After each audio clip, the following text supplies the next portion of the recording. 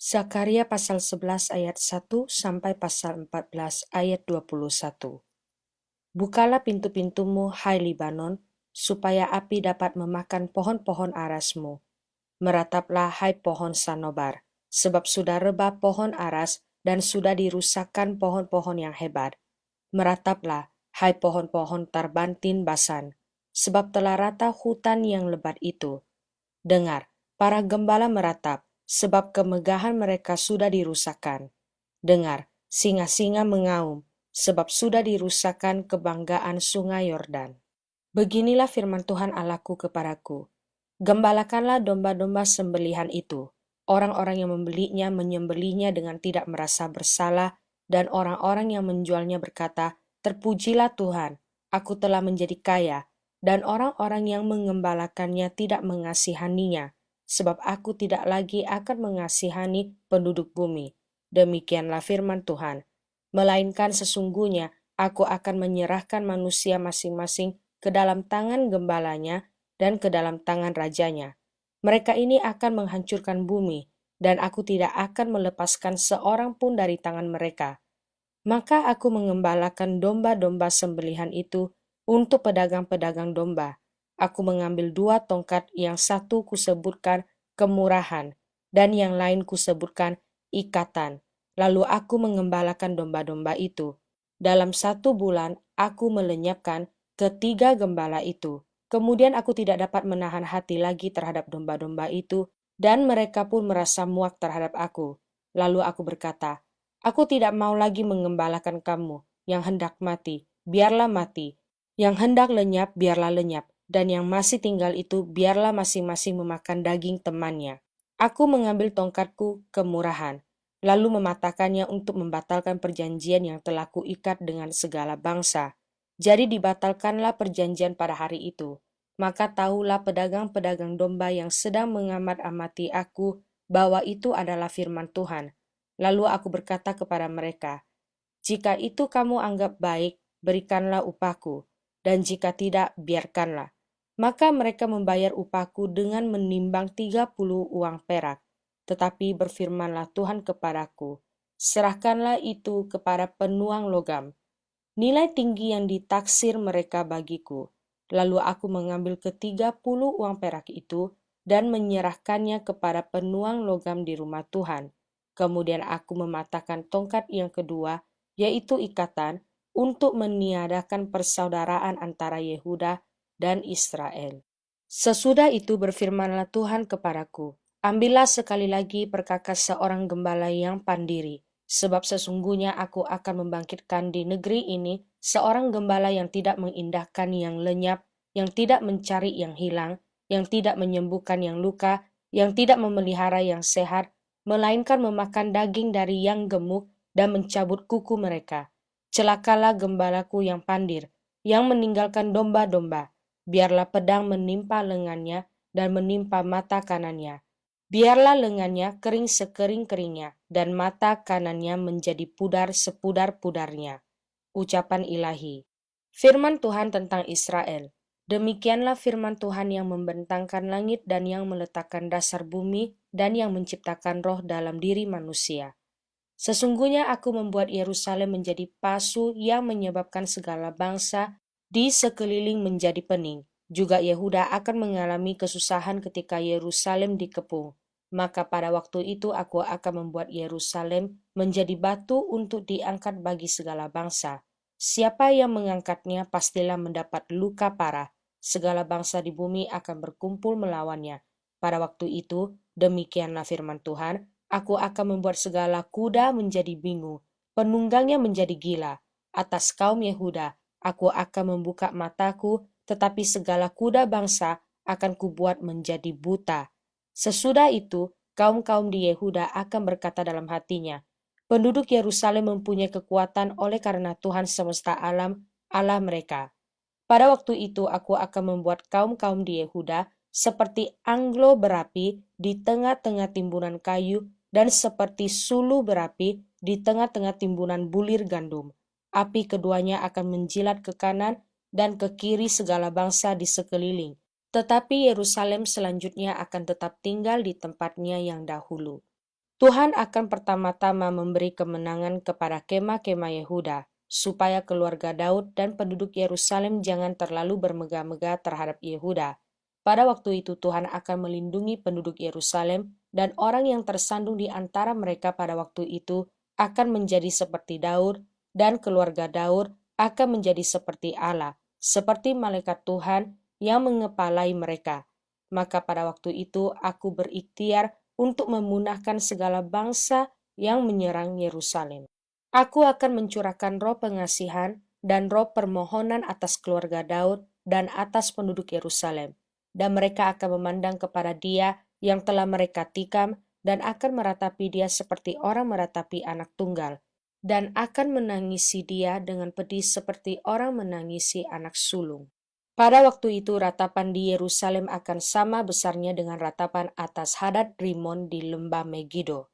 Negeri itu akan meratap, setiap kaum keluarga tersendiri, kaum keluarga keturunan Daud tersendiri, dan istri mereka tersendiri, kaum keluarga keturunan Natan tersendiri, dan istri mereka tersendiri, kaum keluarga keturunan Lewi tersendiri, dan istri mereka tersendiri, kaum keluarga Simei tersendiri, dan istri mereka tersendiri, juga segala kaum keluarga yang masih tinggal, setiap kaum keluarga tersendiri dan istri mereka tersendiri.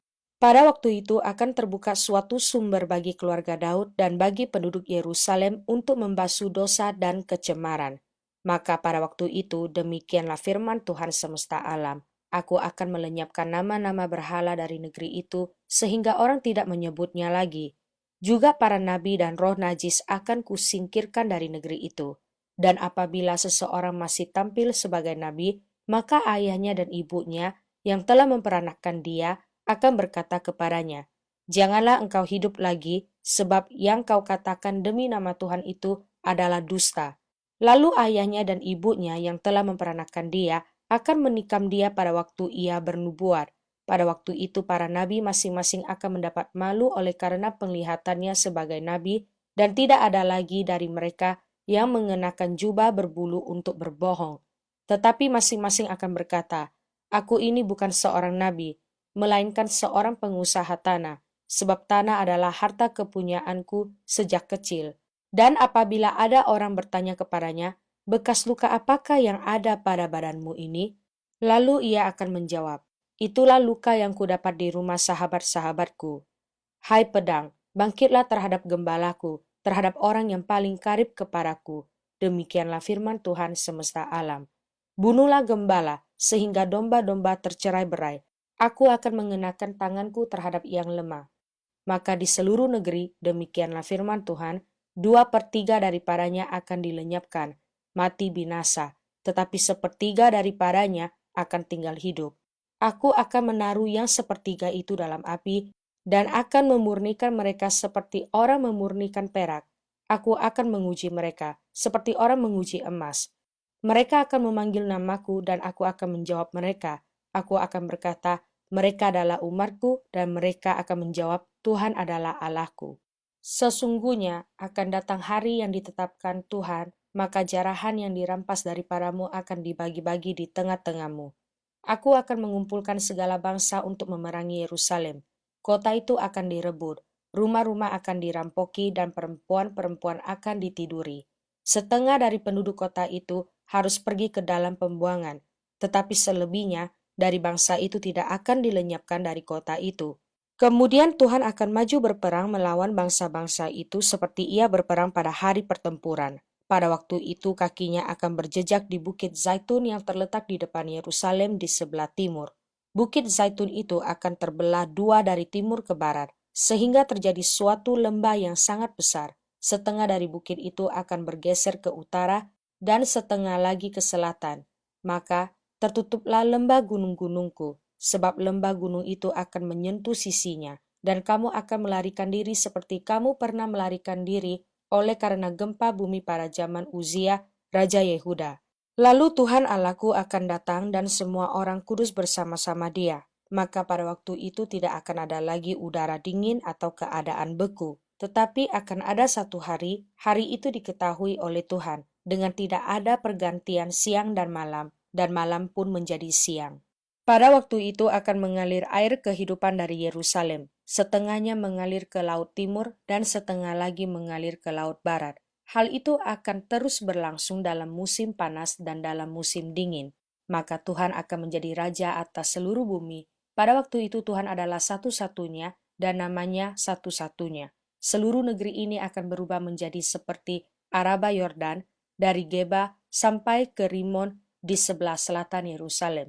Tetapi kota itu akan menjulang tinggi dan tetap tinggal di tempatnya, dari pintu gerbang Benyamin sampai ke tempat pintu gerbang yang dahulu, yakni sampai ke pintu gerbang sudut, dan dari menara Hananeel sampai ke tempat pemerasan anggur raja. Orang akan menetap di dalamnya sebab penumpasan tidak akan ada lagi dan Yerusalem akan tetap aman.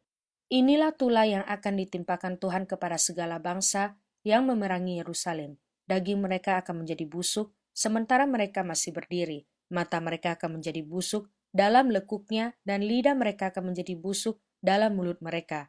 Maka pada waktu itu akan terjadi kegemparan besar daripada Tuhan di antara mereka, sehingga masing-masing memegang tangan temannya dan mengangkat tangannya melawan tangan temannya.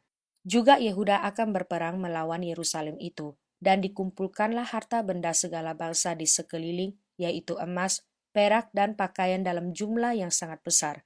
Tulah seperti itu juga akan menimpa kuda, bagal, unta, keledai, dan segala hewan yang ada dalam perkemahan-perkemahan itu. Maka semua orang yang tinggal dari segala bangsa yang telah menyerang Yerusalem akan datang tahun demi tahun untuk sujud menyembah kepada Raja, Tuhan semesta alam, dan untuk merayakan hari raya Pondok Daun. Tetapi bila mereka dari kaum-kaum di bumi tidak datang ke Yerusalem untuk sujud menyembah kepada Raja, Tuhan semesta alam, maka kepada mereka tidak akan turun hujan. Dan jika kaum Mesir tidak datang dan tidak masuk menghadap, maka kepada mereka akan turun tulah yang ditimpakan Tuhan kepada bangsa-bangsa yang tidak datang untuk merayakan hari raya Pondok Daun. Itulah hukuman dosa Mesir dan hukuman dosa segala bangsa yang tidak datang untuk merayakan hari raya Pondok Daun. Pada waktu itu akan tertulis pada kerencingan-kerencingan kuda, kudus bagi Tuhan, dan kuali-kuali di rumah Tuhan akan seperti bokor-bokor penyiraman di depan mezbah. Maka segala kuali di Yerusalem dan di Yehuda akan menjadi kudus bagi Tuhan semesta alam. Semua orang yang mempersembahkan korban akan datang mengambilnya dan memasak di dalamnya, dan tidak akan ada lagi pedagang di rumah Tuhan semesta alam pada waktu itu. Mazmur pasal 149 ayat 1 sampai ayat 9. Haleluya, nyanyikanlah bagi Tuhan nyanyian baru, pujilah Dia dalam jemaah orang-orang saleh. Biarlah Israel bersuka cita atas yang menjadikannya, biarlah Bani Sion bersorak-sorak atas raja mereka.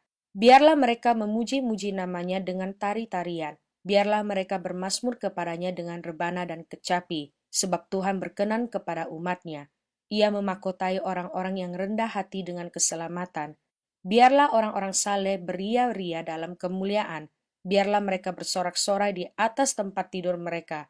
Biarlah pujian pengagungan Allah ada dalam kerongkongan mereka, dan pedang bermata dua di tangan mereka, untuk melakukan pembalasan terhadap bangsa-bangsa, penyiksaan-penyiksaan terhadap suku-suku bangsa, untuk membelenggu raja-raja mereka dengan rantai dan orang-orang mereka yang mulia dengan tali-tali besi, untuk melaksanakan terhadap mereka hukuman seperti yang tertulis. Itulah semarak bagi semua orang yang dikasihinya. Haleluya. Amsal pasal 31 ayat 28 sampai ayat 29. Anak-anaknya bangun dan menyebutnya berbahagia, pula suaminya memuji dia. Banyak wanita telah berbuat baik, tetapi kau melebihi mereka semua. Wahyu pasal 21 ayat 5 sampai ayat 27. Ia yang duduk di atas tata itu berkata, "Lihatlah, aku menjadikan segala sesuatu baru." Dan firman-Nya, "Tuliskanlah karena segala perkataan ini adalah tepat dan benar." Firman-Nya lagi kepadaku, "Semuanya telah terjadi. Aku adalah Alfa dan Omega, yang awal dan yang akhir. Orang yang haus akan kuberi minum dengan cuma-cuma dari mata air kehidupan. Barang siapa menang, ia akan memperoleh semuanya ini. Dan aku akan menjadi Allahnya dan ia akan menjadi anakku. Tetapi orang-orang penakut, orang-orang yang tidak percaya, orang-orang keji, orang-orang pembunuh, orang-orang sundal, tukang-tukang sihir, penyembah-penyembah berhala dan semua pendusta, mereka akan mendapat bagian mereka di dalam lautan yang menyala-nyala oleh api dan belerang, inilah kematian yang kedua. Maka datanglah seorang dari ketujuh malaikat yang memegang ketujuh cawat, yang penuh dengan ketujuh malapetaka terakhir itu. Lalu ia berkata kepadaku, katanya, marilah ke sini, aku akan menunjukkan kepadamu pengantin perempuan mempelai anak domba. Lalu di dalam roh ia membawa aku ke atas sebuah gunung yang besar lagi tinggi, dan ia menunjukkan kepadaku kota yang kudus itu, Yerusalem, turun dari sorga dari Allah. Kota itu penuh dengan kemuliaan Allah, dan cahayanya sama seperti permata yang paling indah, bagaikan permata yaspis, jernih seperti kristal. Dan temboknya besar lagi tinggi, dan pintu gerbangnya 12 buah. Dan di atas pintu-pintu gerbang itu ada 12 malaikat, dan di atasnya tertulis nama ke-12 suku Israel. Di sebelah timur terdapat 3 pintu gerbang, dan di sebelah utara 3 pintu gerbang, dan di sebelah selatan 3 pintu gerbang, dan di sebelah barat 3 pintu gerbang. Dan tembok kota itu mempunyai 12 batu dasar, dan di atasnya tertulis ke-12 nama ke-12 rasul anak domba itu. Dan ia yang berkata-kata dengan aku, mempunyai suatu tongkat pengukur dari emas untuk mengukur kota itu serta pintu-pintu gerbangnya dan temboknya. Kota itu bentuknya 4 persegi, panjangnya sama dengan lebarnya. Dan ia mengukur kota itu dengan tongkat itu, 12.000 stadia, panjangnya dan lebarnya dan tingginya sama. Lalu ia mengukur temboknya, 144 hasta, menurut ukuran manusia, yang adalah juga ukuran malaikat. Tembok itu berbuat dari permata yaspis, dan kota itu sendiri dari emas tulen, bagaikan kaca murni. Dan dasar-dasar tembok kota itu dihiasi dengan segala jenis permata. Dasar yang pertama batu yaspis, dasar yang kedua batu nilam, dasar yang ketiga batu mira, dasar yang keempat batu zamrud, dasar yang kelima batu unam, dasar yang keenam batu sardis, dasar yang ketujuh batu ratna cempaka, yang kedelapan batu beril, yang ke-9 batu krisolit, yang ke-10 batu krisopras, yang ke-11 batu lazuardi, dan yang ke-12 batu kecubung. Dan ke-12 pintu gerbang itu adalah 12 mutiara. Setiap pintu gerbang terdiri dari 1 mutiara, dan jalan-jalan kota itu dari emas murni bagaikan kaca bening. Dan aku tidak melihat bait suci di dalamnya, sebab Allah Tuhan yang Maha Kuasa adalah bait sucinya. Demikian juga anak domba itu. Dan kota itu tidak memerlukan matahari dan bulan untuk menyinarinya, sebab kemuliaan Allah menerangi dan anak domba itu adalah lampunya. Dan bangsa-bangsa akan berjalan di dalam cahayanya, dan raja-raja di bumi membawa kekayaan mereka kepadanya. Dan pintu-pintu gerbangnya tidak akan ditutup pada siang hari, sebab malam tidak akan ada lagi di sana. Dan kekayaan dan hormat bangsa-bangsa akan dibawa kepadanya. Tetapi tidak akan masuk ke dalamnya sesuatu yang najis, atau orang yang melakukan kekejian atau dusta, tetapi hanya mereka yang namanya tertulis di dalam kitab kehidupan anak domba itu.